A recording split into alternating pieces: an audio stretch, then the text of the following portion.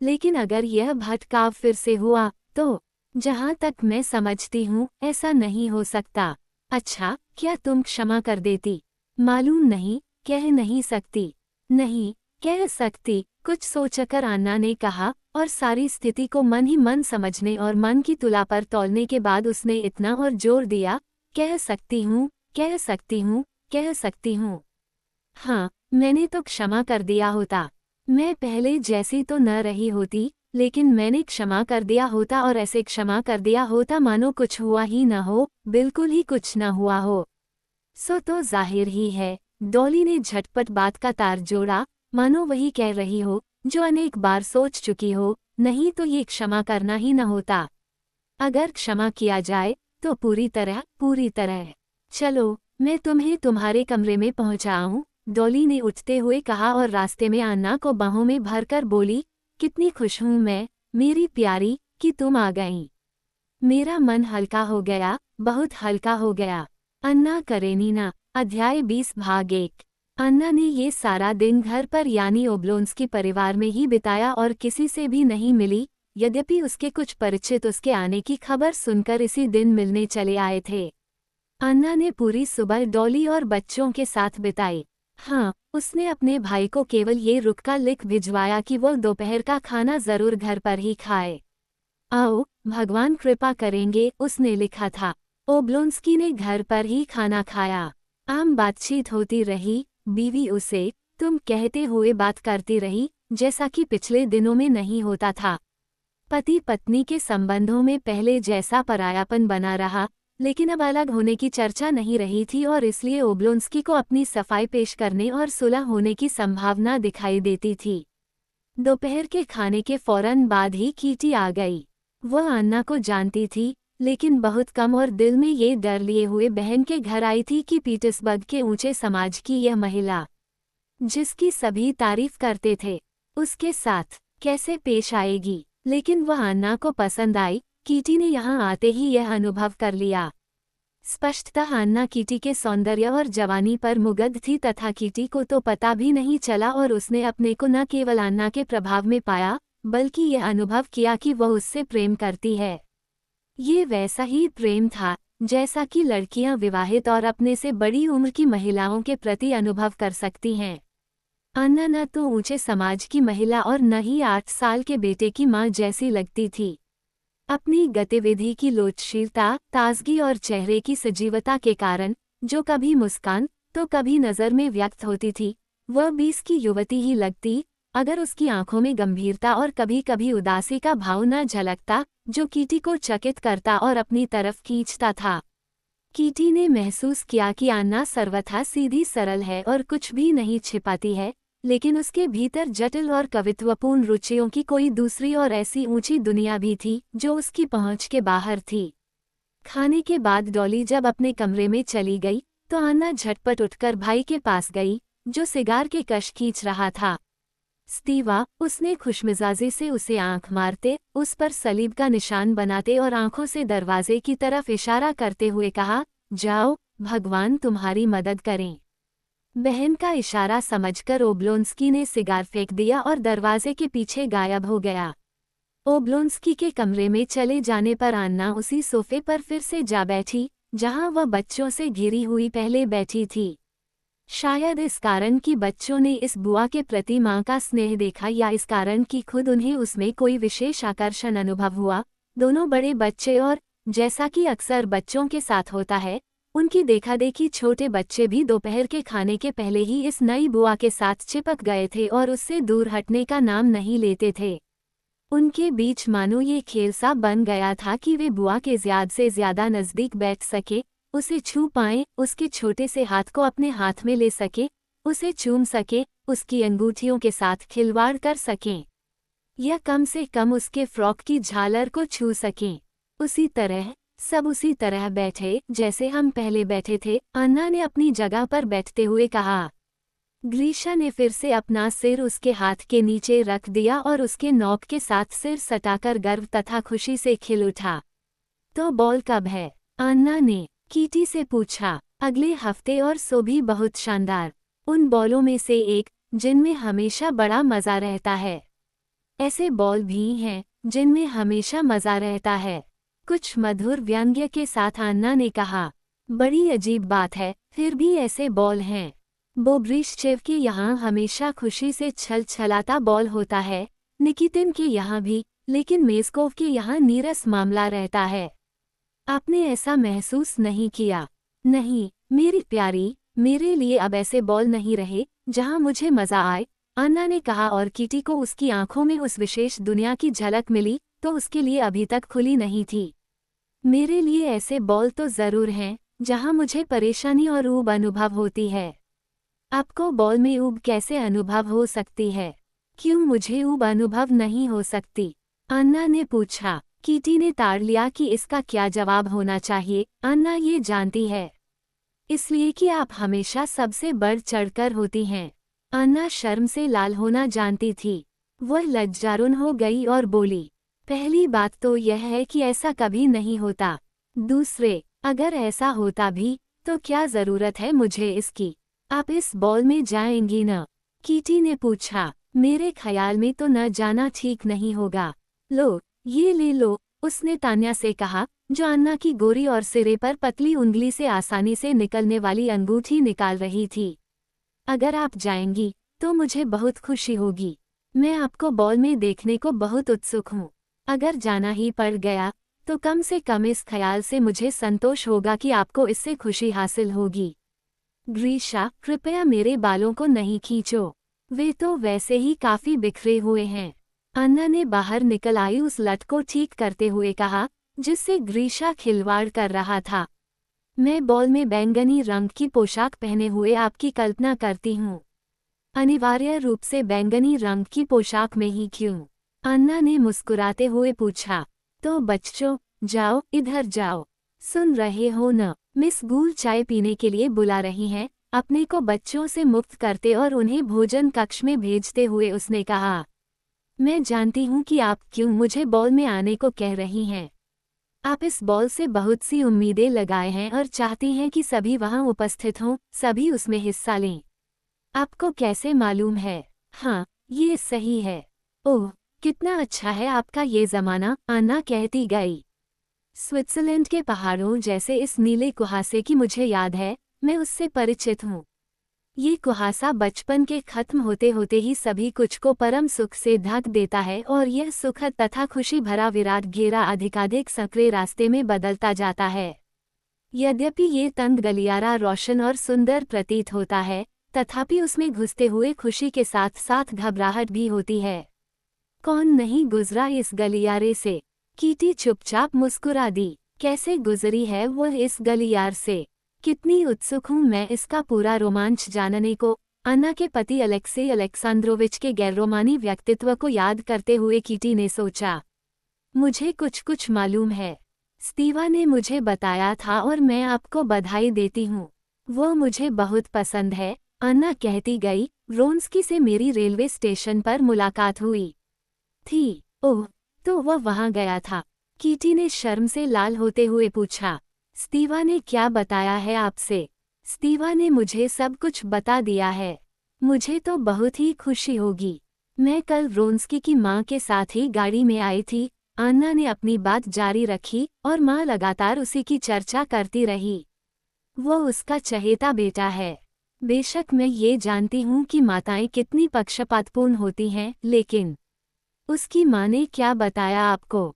ओह, बहुत कुछ। मैं जानती हूँ कि वह माँ का चहेता बेटा है, फिर भी यह साफ नजर आता है कि उसमें एक सूरमा के लक्षण हैं।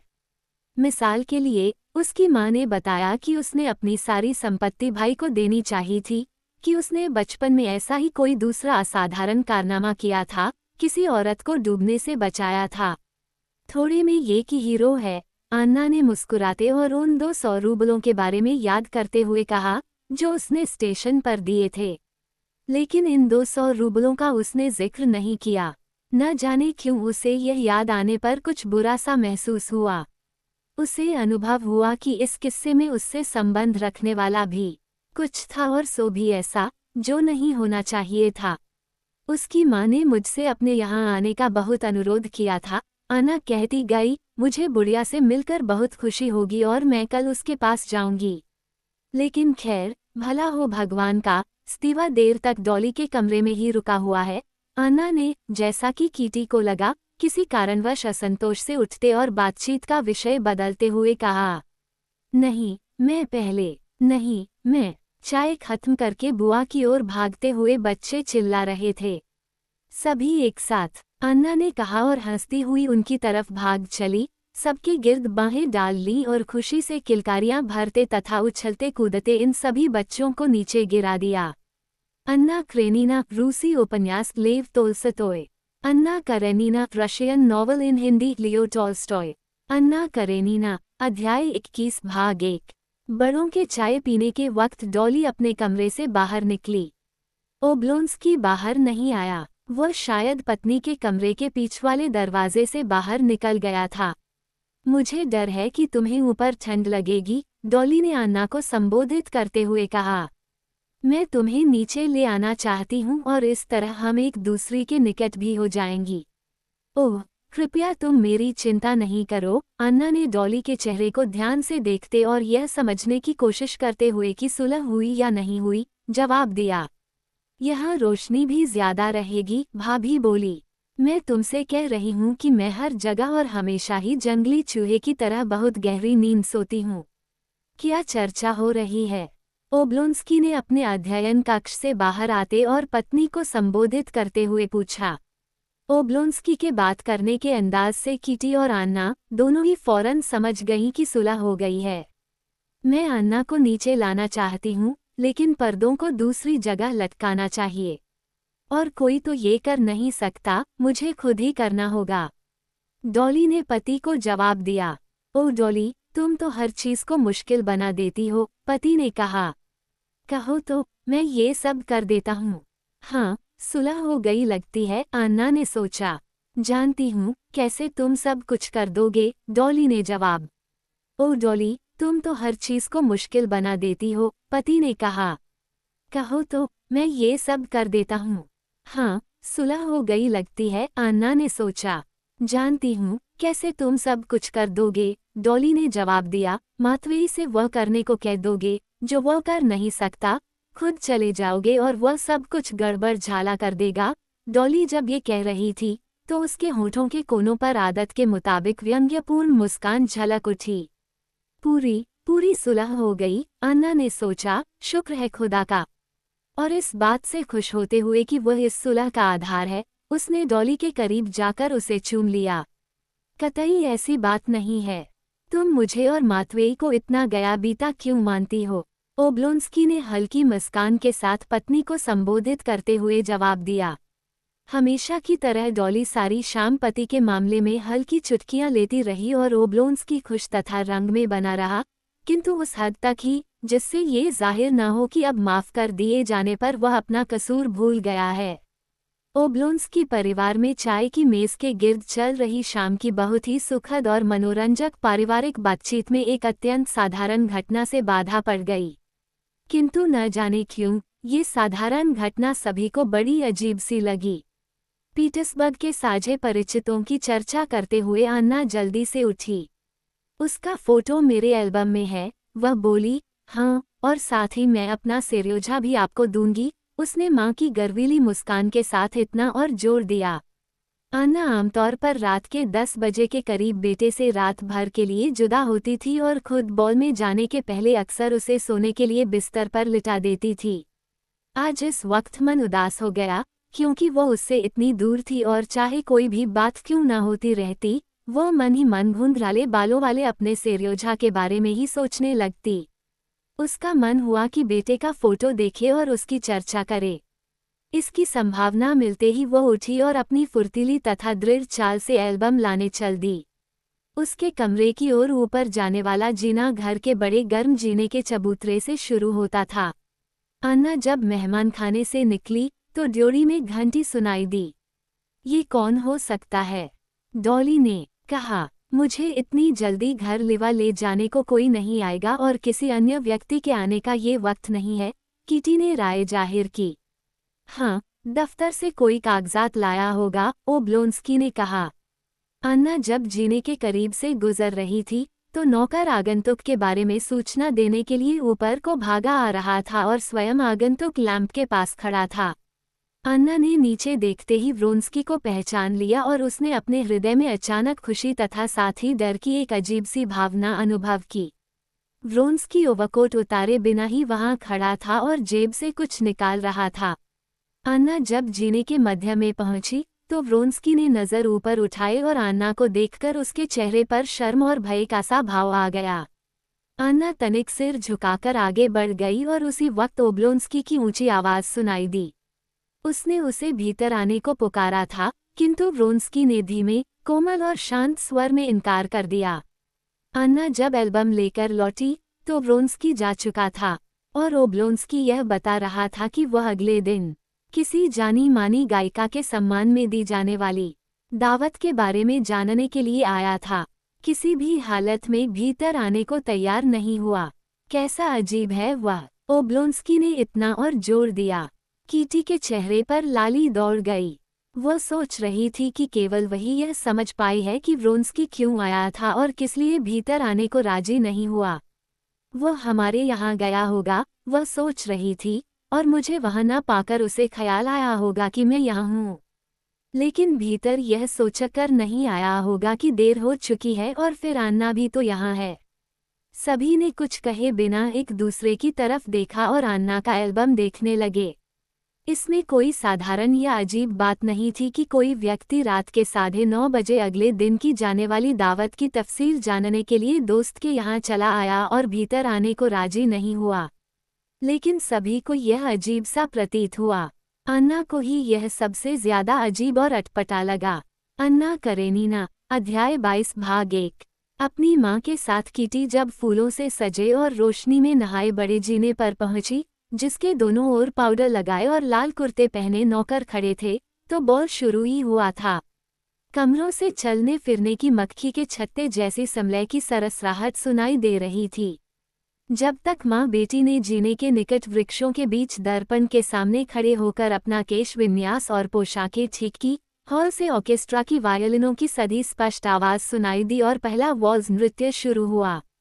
एक नाटा सा गैरफौजी बूढ़ा, जो दूसरे दर्पण के सामने खड़ा हुआ अपनी पकी कनपटियों को ठीक कर रहा था और इत्र से महक रहा था, संभवतः अपरिचित कीटी को मुग्ध होकर देखता हुआ जीने पर इनसे टकराया और एक ओर को हट गया। बिना दाढ़ी के एक तरुण, ऊंचे समाज के उन तरुणों में से एक ने, जिन्हें बूढ़े प्रिंस श्वेरबात्स्की ने बांके छैलों की संज्ञा दी थी, बहुत ही खुली जैकेट पहने और चलते चलते ही अपनी सफेद टाई को ठीक करते हुए इन दोनों का अभिवादन किया, पास से भागता हुआ निकला गया, लौटा और कीटी को काड्रिल नाच नाचने के लिए आमंत्रित किया। पहला काड्रिल नाचने का वचन तो वह व्रोंस्की को दे चुकी थी और इसलिए इस तरुण के साथ उसने दूसरा काड्रिल नाचने का वादा किया। दस्ताने के बटन बंद करता हुआ फौजी अफसर दरवाजे के करीब एक तरफ को हट गया और मूंछों पर हाथ फेरता गुलाब की तरह खिली कीटी को मुग्ध होकर देखता रहा। इस बात के बावजूद कि बॉल के लिए पोशाक, केश विन्यास और बाकी सारी तैयारी के काम में कीटी को बड़ी मेहनत करनी पड़ी थी, बहुत सूझबूझ से काम लेना पड़ा था, अब वो गुलाबी अस्तर और रेशम की जाली वाले अपने सजीले फॉक में ऐसी स्वाभाविकता और सरलता से बॉल में जा रही थी मानो गुलाब के आकृति वाले आभूषणों, लेसों, पोशाक की सभी छोटी मोटी चीज़ों पर उसने और उसके घर के सभी लोगों ने जरा भी वक्त न खर्च किया हो, मानो वह रेशम की जाली वाली इस पोशाक और लेसों में, चोटी पर गुलाब तथा 2 पत्तियों वाले केश विन्यास में ही जन्मी हो। हॉल में दाखिल होने के पहले बूढ़ी प्रिंसेस ने जब कीटी की पेटी का तनिक मुड़ जाने वाला फीता ठीक करना चाहा, तो वह जरा एक तरफ को हट गई। वह अनुभव कर रही थी कि उसके शरीर पर हर चीज अपने आप ही सुंदर और मनोरम होनी चाहिए तथा कुछ भी ठीक ठाक करने की जरूरत नहीं है। कीटी के लिए यह एक सबसे सुखद दिन था। फ्रॉक कहीं पर भी तंग नहीं था, लेस कहीं पर ढीली नहीं थी, पोशाक के सजावटी गुलाब कहीं भी मुड़े मुड़ाए नहीं थे, टूटकर गिरे नहीं थे, वक्ररेखा वाली ऊंची एड़ी के सैंडल पांव नहीं दबाते थे, बल्कि चैन दे रहे थे। सुनहरे बालों का घना जूड़ा छोटे से सिर पर स्वाभाविक लग रहा था। उसके हाथ पर चढ़े लंबे दस्ताने के तीनों बटन बंद हो गए थे, टूटे नहीं थे और दस्ताने से उसके हाथ की बनावट में अंतर नहीं आया था। लॉकेट का काला मखमली फीता तो विशेष रूप से गर्दन की शोभा बढ़ा रहा था। बहुत ही प्यारा था ये फीता और घर पर दर्पण में अपनी गर्दन को देखते हुए उसे लगा था मानो यह फीता बोलता हो। बाकी सभी चीजों के बारे में तो संदेह हो सकता था, लेकिन फीता बहुत ही प्यारा था। यहाँ बॉल में भी इसे दर्पण में देखकर कीटी मुस्करा दी। कीटी अपने उघाड़े कंधों और बाहों पर संगमरमर की सी ठंडक महसूस कर रही थी। यह अनुभूति कीटी को विशेषतः बहुत प्रिय थी। आंखें चमक रही थीं और लाल होंठ अपने आकर्षण की चेतना से मुस्कुराए बिना नहीं रह सकते थे। उसके हॉल में दाखिल होते ही और नृत्य के निमंत्रण की प्रतीक्षा कर रही रेशम की जाली, फीता और लैसों वाली महिलाओं की रंग बिरंगी भीड़ कीटी कभी इस भीड़ में खड़ी नहीं होती थी तक पहुंचने के पहले ही उसे वाल्स नाच के लिए आमंत्रित कर लिया गया। उसे निमंत्रित भी किया नाच के सर्वश्रेष्ठ साथी, बॉलों में प्रमुख नायक, बॉलों के जाने माने निदेशक, कार्यक्रम के संचालक, विवाहित, सुंदर और सुडौल मर्द येगोर कोर्सिंस्की ने। काउंटेस बानिना के साथ अभी वाल्स नृत्य का पहला चक्र समाप्त करने के बाद उसने अपने साम्राज्य यानी नाच के लिए मैदान में आ चुके कुछ जोड़ों पर नजर डाली। हॉल में दाखिल होती कीटी की तरफ देखा और उस विशेष चुस्त फुर्तीली चाल से उसकी ओर भागकर गया, जो बॉलों के निदेशकों का ही विशेष लक्षण है। सिर झुकाकर उसका अभिवादन किया और यह पूछे बिना ही कि वह नाचना चाहती है या नहीं, उसकी पतली कमर के गिर्द डालने के लिए अपनी बांह बढ़ा दी। कीटी ने इधर उधर नजर घुमाई कि अपना पंखा किसे दे और ग्रेस स्वामिनी ने उसकी ओर मुस्कुराकर पंखा ले लिया। कितनी अच्छी बात है कि आप वक्त पर आ गईं, कीटी की कमर के गिर्द बांह डालते हुए उसने कहा, वरना ये भी क्या ढंग है लोगों का देर से आने का। कीटी ने अपना बायां हाथ उसके कंधे पर रख दिया और गुलाबी सैंडलों में अपने छोटे छोटे पांव तख्तों के चिकने फर्श पर संगीत की लय के साथ तेजी, फुर्ती और नपी तुली गति से थिरकने लगे। आपके साथ वाल्स नाचते हुए तो बड़ा चैन मिलता है, वाल्स के आरंभिक कदम उठाते हुए उसने कीटी से कहा। कमाल है, कितना हल्का फुल्कापन है, कितनी प्रिसिजन अचूकता फ्रांसीसी है। उसने कीटी से भी वही कहा जो अपने साथ नाचने वाली सभी अच्छी परिचितों से कहा करता था। कीटी उसकी प्रशंसा से मुस्कुरा दी और उसके कंधे के ऊपर से हॉल में नजर दौड़ाती रही। वो बॉल में पहली बार आने वाली नहीं थी, जिसके लिए सभी चेहरे एक जादुई प्रभाव का रूप ले लेते हैं। वो बॉलों में इतनी अधिक जा चुकने वाली लड़की भी नहीं थी कि बॉल के सभी चेहरों से उसका मन उब गया हो। वो इन दोनों के बीच की थी। वो उत्तेजित भी थी और साथ ही अपने पर इतना नियंत्रण भी कर सकती थी कि इधर उधर देख सके। हॉल के बाएं कोन में उसे समाज के सबसे महत्वपूर्ण लोग जमा दिखाई दिए। वहां कोर्सेंस्की की बीवी, औचित्य की सीमा से कहीं अधिक उघाड़े अंगों वाली बहुत सुंदर लिदी थी, ग्रेस स्वामिनी थी, क्रीविन भी, जो हमेशा समाज के सबसे महत्वपूर्ण घेरे में रहता था, अपनी चांद की चमक दिखा रहा था। तरुण लोग उधर देख रहे थे, किंतु उनके निकट जाने की हिम्मत नहीं कर पा रहे थे। वहीं उसने नजरों से स्टीवा को ढूंढ लिया और उसके बाद वहीं उसे काले मखमली फॉक में अन्ना की सुंदर आकृति तथा सिर दिखाई दिया। वह भी वहीं था। कीटी ने उस शाम के बाद, जब उसने लेविन का प्रस्ताव ठुकराया था, उसे नहीं देखा था। अपनी तेज नज़र से कीटी ने उसे फौरन पहचान लिया और यह भी देख लिया कि वो उसकी तरफ देख रहा है। क्या ख्याल है, एक और चक्रा हो जाए? आप थकी तो नहीं? कोर्सिंस्की ने थोड़ा हाँफते हुए पूछा। नहीं, धन्यवाद। तो कहाँ पहुँचा दून आपको? लगता है कि कारेनीना यहीं है। उसी के पास पहुँचा। दीजिए मुझे, जैसा चाहें। और कोर्सिंस्की अपनी गति धीमी करके नाच जारी रखता तथा, पार्डन, मेडैम, पार्डन, पार्डन, मेडैम, क्षमा कीजिए, श्रीमती। क्षमा करें, क्षमा करें, श्रीमती फ्रांसीसी कहता हुआ हॉल के बाएं कोने की भीड़ की ओर बढ़ चला तथा लेसों, रेशम की जाली वाली पोशाकों और फीतों के बीच से रास्ता बनाता और कहीं भी अटके भटके बिना उसने अपनी नृत्य संगिनी को जोर से घुमाया कि जालीदार जुर्राबों में अपनी टांगें झलक उठी तथा ऐसे पोशाक के लटकते हुए दामन ने फहरकर क्रीविन के घुटनों को ढक दिया। कोर्सेंस्की ने सिर झुकाया, सीधा हुआ और कीटी का हाथ थाम लिया ताकि उसे अन्ना के पास पहुंचा दे। गालों पर लालिमा लिए कीटी ने अपनी पोशाक का लटकता दामन क्रीविन के घुटनों से हटाया और सिर को तनिक चकराता सा अनुभव करते हुए अन्ना को खोजने के लिए इधर उधर नजर दौड़ाई। अन्ना बैंगन।